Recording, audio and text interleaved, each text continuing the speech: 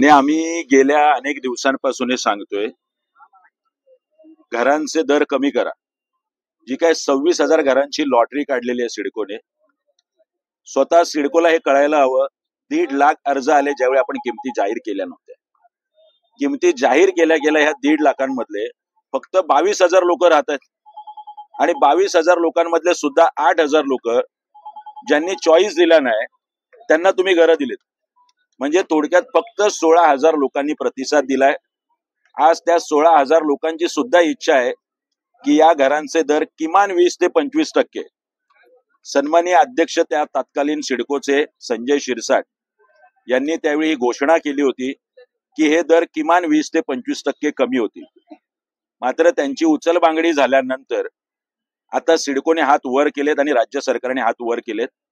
सर्वसामान्य माणसाला वाशीमध्ये 80 आणि 85 लाखाला घर परवडत नाही.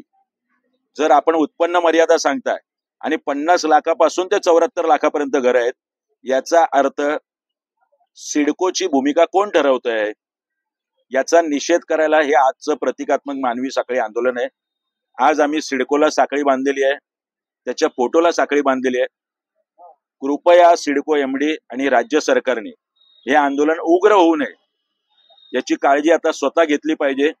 उद्यापासून आम्ही प्रत्येक 550 पोस्टकार्ड राज्य सरकारला आणि सिडकोला पाठवणार आहोत आणि येत्या 8-10 दिवसात जर हे दर कमी नाही झाले तर इंजेक्शन मोर्चा सिडको भवनवर निघेल, एवढं मात्र नक्की.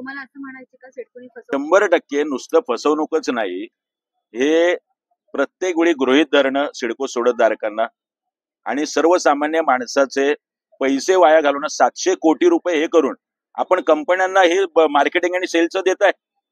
ते 700 कोटी जर लोकांचे दर कमी करण्यात घालवले असते तर आज सर्वसामान्यांच्या माती ही 74 आणि 80 लाखाची घरं नसती. त्यामुळे मला वाटतं आता सिडकोने माडा 50 लाखाला कुर्ल्यात घर देते आणि सिडको म्हणजे कुर्ल्यापेक्षा इथले दर जास्त आहेत. मला वाटतं कुणाच्या सुपीक डोक्यातून ही आयडिया येते सिडकोच्या. सिडको अधिकाऱ्यांनी याचा विचार केला पाहिजे आणि तात्काळ सिडको सोडतधारकांचे घरांचे दर कमी केले पाहिजे. आम्ही उद्यापासून शांततेने पोस्टकार्ड पाठवणार आहोत. त्यानंतर इंजेक्शन मोर्चा निश्चितपणे बेलापूर सिडको भवनवर निघेल. त्याच्या अगोदर सिडको एमडीने ही काळजी घेतली पाहिजे. राज्य सरकारचं अधिवेशन चालू आहे.